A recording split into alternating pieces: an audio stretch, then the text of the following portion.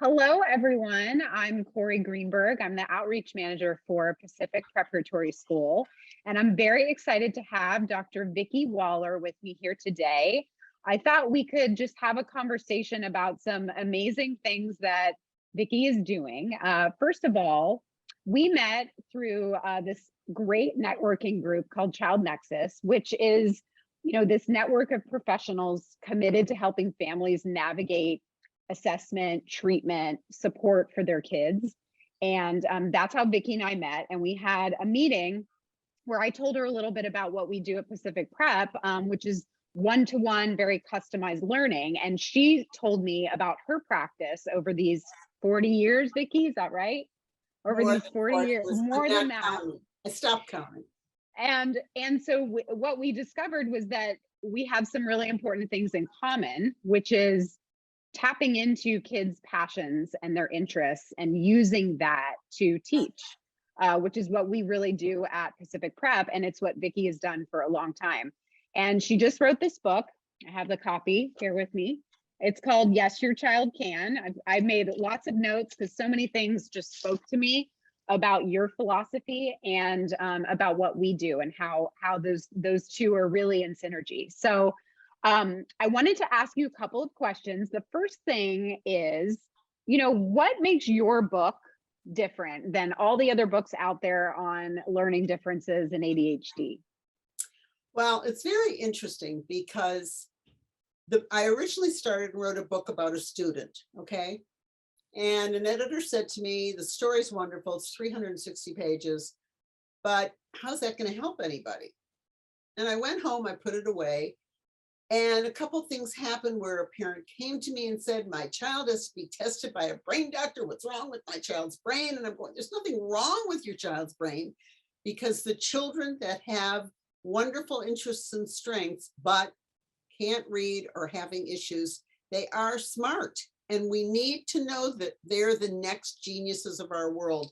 A lot like Richard Branson, who it's so interesting.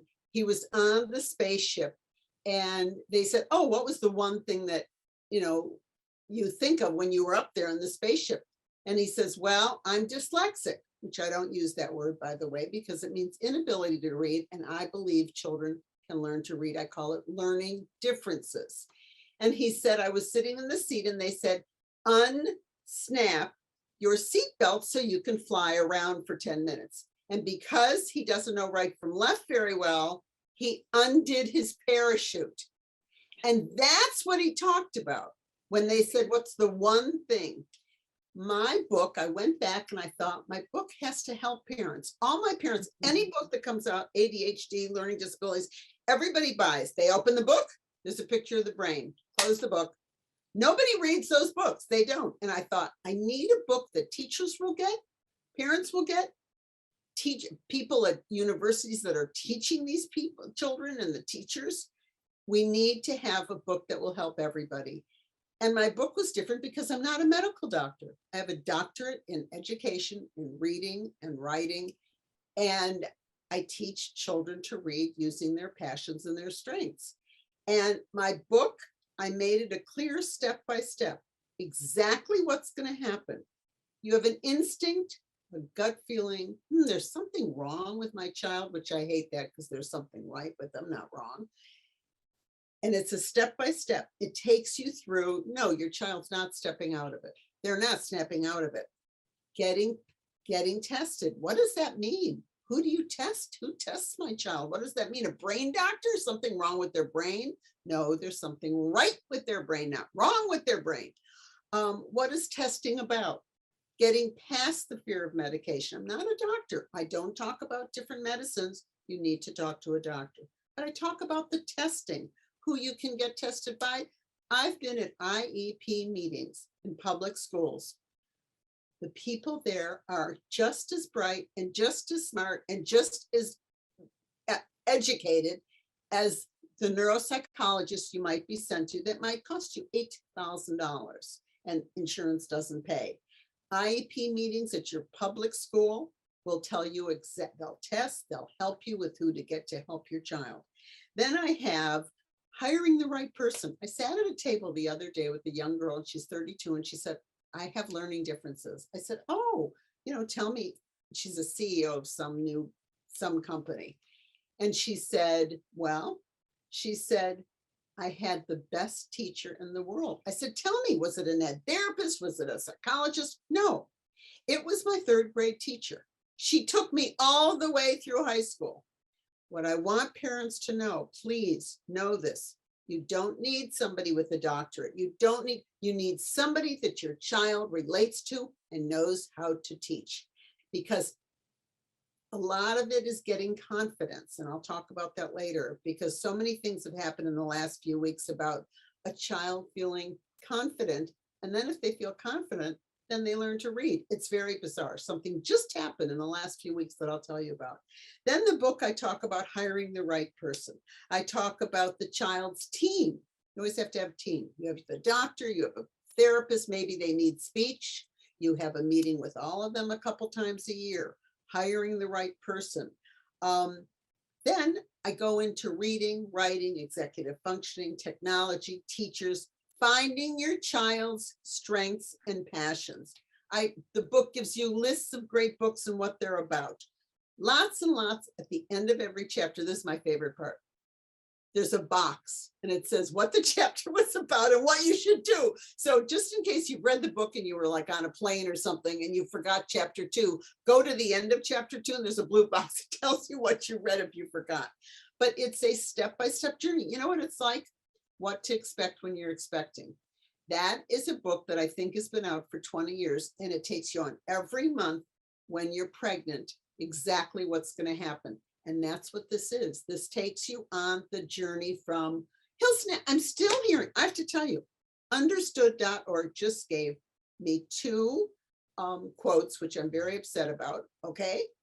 48% of parents think their kids think that their kids will snap out of it. Still, with all these books, and 33% of educators, our teachers, think that children are lazy. That's very upsetting to me. And that's why my book is very important. Everybody has to. The college professors have to read this book. You have to talk about the strengths and passions, and these kids are smart. Yeah, I mean, have disabilities.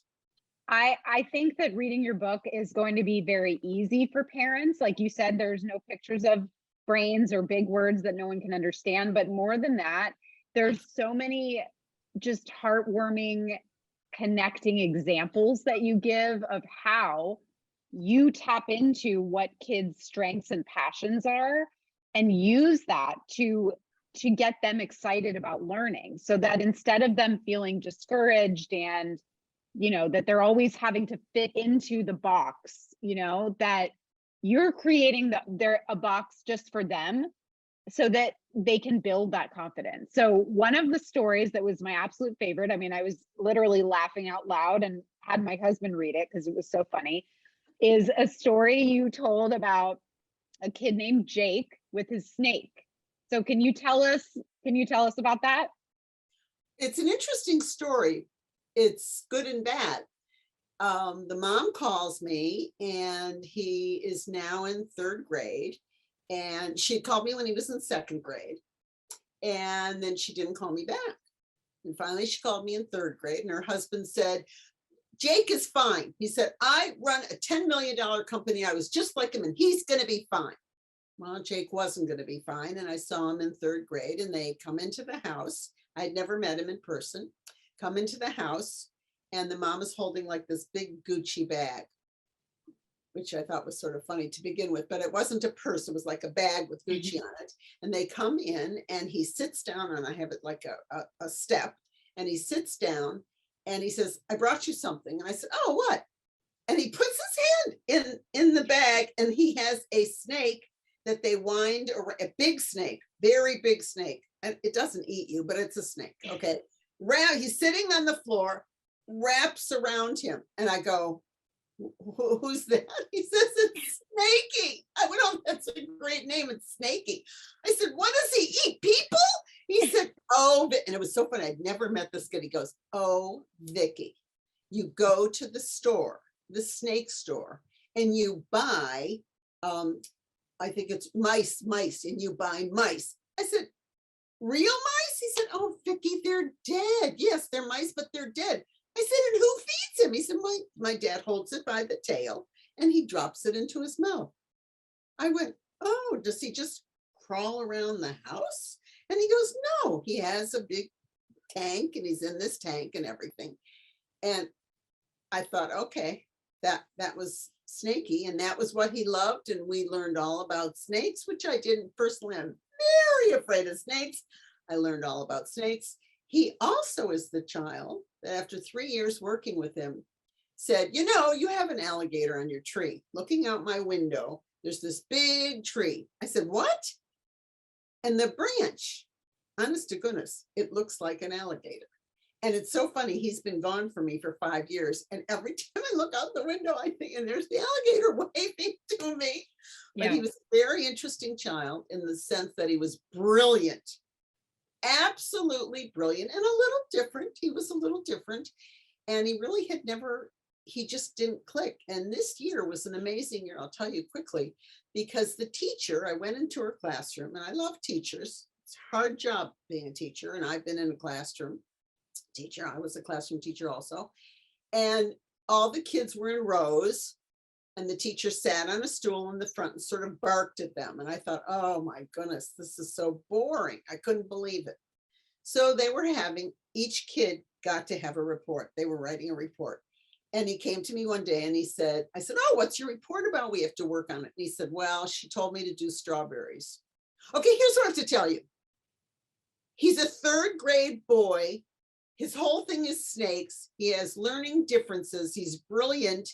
And she gave him strawberries? That was like so bizarre. So I wrote her a letter and I said, he really loves, besides snakes, roller coasters. He was the most interesting child. I said, would you let him? And I have to tell you, the teacher wasn't me. She doesn't jump around and excite the children, but she's a really good, solid teacher. And she was fine. Let him do roller coasters. We found the president of the roller coaster world, which is called Cedar Point. He wrote a letter to him. His grandmother lived a half hour from there. His mother took him there, and he took a notebook and interviewed the people at the Cedar Point. And he built a roller coaster out of garbage from my garage. I just have loads of garbage in the garage, Amazon boxes, anything you can think of. I just collect junk, so you don't have to go out and buy anything. And he took, within maybe 15 minutes, he had all the things that he wanted to make the roller coaster in a big pile. We brought him in and he made a roller coaster. And then what he did was he did like an inch would be 5 feet. So he even made it, I don't understand math that well, but he did the math where so many inches was the feet of the roller coaster. I mean, this kid was unbelievable. And then he got put into enrichment classes once he started reading and writing. But here was a teacher who really didn't know about learning differences. She was really ready to hear everything I had to say. And she said, okay, now I know parents, they're afraid to really go in and say anything to a teacher. And I always think, don't go in August starting to bug the teacher. Give the teacher time to meet your child. Then you can write, my child has some differences. I'd like to meet with you after you get to know him. And maybe you tell them about what your child really likes. Well, that's what another thing I really related to in the book is that you made the learning a lot less one-dimensional. Like it wasn't, you're not just sitting with them working on phonics, you know, you're using those experiences with the roller coasters. There's so many examples through the book of you creatively tapping into what the child's passion is and then making projects out of that so that they get excited about it and that they still are learning. Like you mentioned the story about using Pokemon cards to sound out words. And you know, the Pokemon dictionary is the best thing if your child is into Pokemon, because at the top of every character, it sounds it out with lines in between, so you see the blend and the digraph and everything else. So I use that all the time, and I use a lot of decoding about, okay, I do everything. I do language. I do decoding. So when you say phonics, to me, it's decoding. I don't go to the kid. No, I don't do that.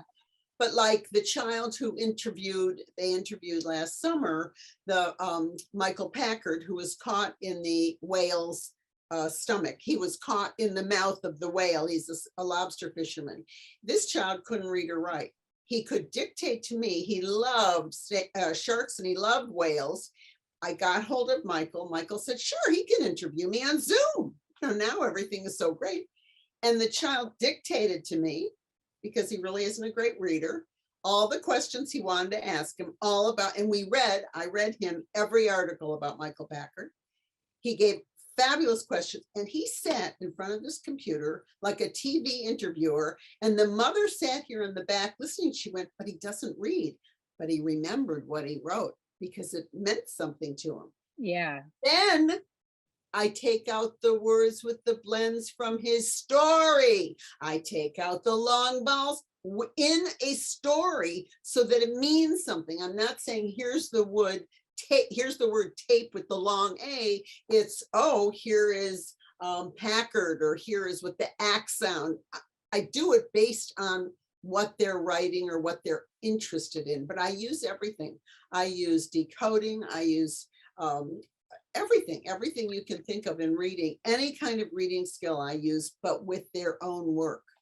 And so many examples you gave in the book are things parents can do. They don't have to have a doctorate in learning differences or reading. I mean, you talked about, going through planning a trip with your child, have your child, that's using executive functioning. You talked about cooking with them and looking at the recipe. I mean, that's math and reading. But there's a lot of examples of things that even as a parent, I said, oh, I could do that, with my kids. So yeah. Yes. And you don't think about it when, it scares everybody when you say executive functioning. And I look at the children that I have now and I go, executive functioning. I mean, my student just it's Andy Griffiths does the Treehouse series. And I think it's fascinating because I like to think about what I'd have in a treehouse. And you're building a treehouse, and on every level, the kids in the book make what they want. They have a shark tank on one level. On another level, they have a sliding swimming pool in the tree. And they're very easy to read. The kids love them. And I said to this little girl, I said, she was tested. I don't know by who, but I just found out she was tested, and they said she has dyslexia, inability to read, which, okay, she didn't. She was reading, and within a couple of months, she's reading, and she's reading beautifully, and she comprehends. And we read his book, and I said, what you want to make the treehouse? She says, let's go on Amazon. They learned to do that for me. Let's go on Amazon. We'll find a tree. I said, well, I have a box. You can make levels and make a tree. No, I want a tree.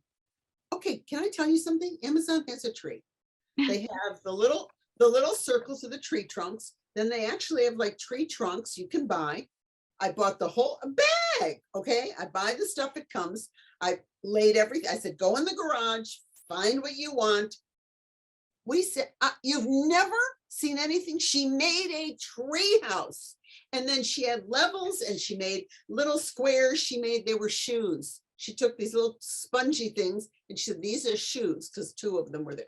She had, of course, an animal level, and she took out animals and she took stickers of animals, and we sent it to Andy Griffiths, and Andy Griffiths said it is the best treehouse, and he thinks it's better than ones that he's done. And this is a little girl who came, and they said, oh, she has all these problems. She's absolutely so creative, so smart. She's learning to read. She learned what's the name? I don't care about Bruno. It's some song. The kids yes, from Encanto. Yes. Okay, but guess what? That's the greatest song in the world. If you print out the words, it has blends and digraphs, long vowels, short vowels. It has everything. And she's going, but I thought we're singing. I said, you're singing, but you're going to learn all these skills. Yeah, you said in your book that I wrote it down, that kids with learning differences tend to be very deep thinkers. And I think that we have found that to be definitely true of our students. And I think you know, in our unique model of doing the one-to-one, so many of the things you're doing with your kids, we do as well. And it's really a privilege to be able to really tap into each individual learner and, you know, what makes them tick, you know. It's not the case for everyone, but for kids in a traditional school, there's lots of practical tips here of things that you can do. And Um, a parent just called me. It sort of made me sad in a way. And I met her when her child was 15, her child's now 30. And we became very good friends. And when she talked about her, I said, I think she has learning differences. And she was at a really top school in New York, but they didn't figure that out. And she said, your book made me sad. I said, what? I got so upset. She said, because there were so many things I didn't do with her. And I said, but that's what my book is for. You don't have to be, I am not myself. Yeah, my head is probably creative, but I would have never thought of that tree trunk thing looking on Amazon. I look on Amazon for everything. I would have never thought of that. The roller coaster, he went into the garage, and I'm telling you, I mean, some things I buy, I found this thing, Etsy, E-T-S-I. yeah. I must have bought 100 keys. I don't know, for $5. But keys, children make people out of them, and they make hanging things out of them. You don't have to have you can have boxes from Amazon. The kids will tell you what they need, and you keep it in like boxes in the garage or something like that. So you can, you know, the mom didn't need to be creative, and the daughter's very creative. But that's what I hope my book will tap into, parents who say, but I'm not creative. But you don't have to be. Yeah, let the kids take the lead. And also, I mean, there's so many stories of hope, you know, like you start every chapter with a famous person who had learning differences, who is now very successful. So I think parents will relate to that as well. And the kids, I mean, some of those experiences where you're connecting kids to an author or to someone who's an expert in the field they're interested in, you know, taking kids to tour Google or wherever, so that they see that kids like them grow up to be very successful, and they just have to stay confident and know that they can do everything that anyone else can do. They just learn differently. Right. And that they're very smart. My kids, most of them come in and they're very negative. They don't think they're smart. And I said, it's funny because I said to one of the kids, I said, you know, the one thing I don't do is lie. I said, I never lie. I would never say to you, you're smart, if you weren't, because that would be lying, and I'm not a liar. But it's really interesting because a kid wrote just a couple of weeks ago, I'm going to cry. It's taken a year. She had to write 5 things about herself, and she put, I'm smart like Vicki says I am. That's it. That's it. Yeah, that's all you needed. If you have confidence, oh my goodness, it's unbelievable. And it's funny because the story about the Passover table, the people sit around the table and everybody has to read. My students have a nervous breakdown because, of course, they can't read. So I tell the parents ahead of time, find a paragraph and we'll practice it beforehand. So I was thinking about 10 years ago with Alex and the story. I got an email, and in the subject it said, I'm crying. And I thought, oh, Alex couldn't read at the Passover table. I was sure that's what it was. So when I got hold of him that night, he said, no, Alex read at the Passover table. And he said, I said, they're crying. So this year, when it was Passover, I wrote to the dad and I said, do you remember what you said 10 years ago about Alex? And how it was, you know, you cried because you read at the Passover table. He said, no, it wasn't that he read. It was that you gave him the confidence to be able to read. He said, what you gave him was a gift because he's very confident now.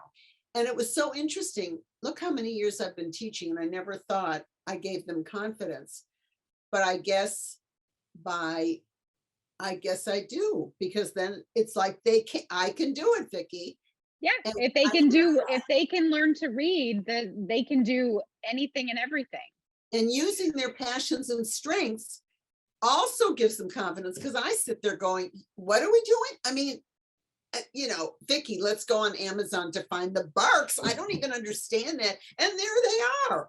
I Yeah. mean, I would have never, that I would not have looked on Amazon for. Yeah. Yeah. I think that is a special gift you have for connecting with kids, and they know that you're listening to them. And a lot of kids don't have an adult like that who has the time, you know, to really dig into what they love, and then to use that to help them to learn is priceless. So, Vicki, as we wrap up today, any final thoughts or anything that you want parents to, I mean, we've talked about it, but what do you want readers of your book to take away? I think I want them to know and find the strengths and passions within their children. I think what happens is kids with differences, and especially the last 2 years, some kids, if they were in the first grade in February and now they're in third grade, first grade and third grade teachers are very different. And I don't blame the third grade teachers. They don't know about teaching blends and digraphs, because when kids usually come to them, they're reading already. My feeling is find this, and every parent can find the strengths and passions in their children. You know, somebody said, well, I don't have stuff. Well, start gathering junk. I'm telling you, everybody gets Amazon packages, you know. And I just say that find what your child can do. And when the parents come to me, the other thing is they're so nervous about their child. The mom that came in and she said, I said, what's he good at? What is he like? And she like sat there and couldn't really say. And she said, well, he likes Legos. So I bought him a little Lego set, and he came in, he went, Vicki, and he did it in 3 seconds. He said, I said, well, don't you do Legos? He said, Vicki, I do Legos that have 5,000 pieces. I said, but you can't read. He said, who reads? I look at the pictures. I said, I look at the pictures too, and I can't put those together. Yeah. And then I said, what else do you like to do? And he said, and the mom hadn't given me any of these. And he said, well, I like to do art. He drew my dog like a real artist. I mean, this child is so gifted, but sometimes we're looking at what they can't do, and we're nervous about what they can't do. And the teacher's saying he's not sitting still and everything is wrong, and they want me to get him tested. Just do the journey. If you think if there's something not right, get him tested. You can get a school test. You can get many different people give the test, get somebody to help him, and then start working with their passions and strengths. And I'm telling you, do you know, in 40 years, I've never, ever met a child that didn't have passions and strengths. Never, never has a child, have I been in a classroom where a kid didn't have something that interested them, and work with that to help them succeed. I think that is the takeaway. That's the theme running throughout your book, with such fun, engaging examples that literally made me laugh out loud. Go read the book and read about the coffee example. I'll leave it at that. That was a good one. But I so appreciated talking with you. I always love talking to you, Vicki, because we get each other. And yeah, thank you again so much for this conversation. Oh, thank you so much for inviting me. It's been great. Wonderful.